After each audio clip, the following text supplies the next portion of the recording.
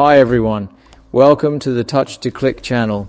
Today in this video we'll show you exactly how to save emails to a folder step by step so you can keep your inbox organized and quickly find important messages whenever you need them. Let's get started. Step 1. First open your email client. This can be Gmail, Outlook or any other email service you use. Make sure you're logged into your account. Step 2. Next, navigate to the email you want to save.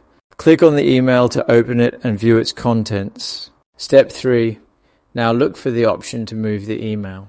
In Gmail, for example, you'll see a folder or move icon at the top of the email.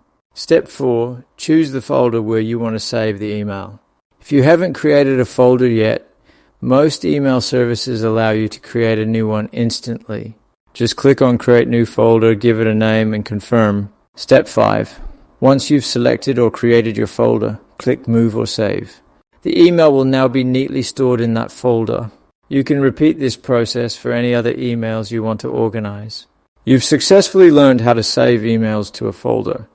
Thanks for watching, and don't forget to subscribe to Touch to Click for more helpful tech tutorials.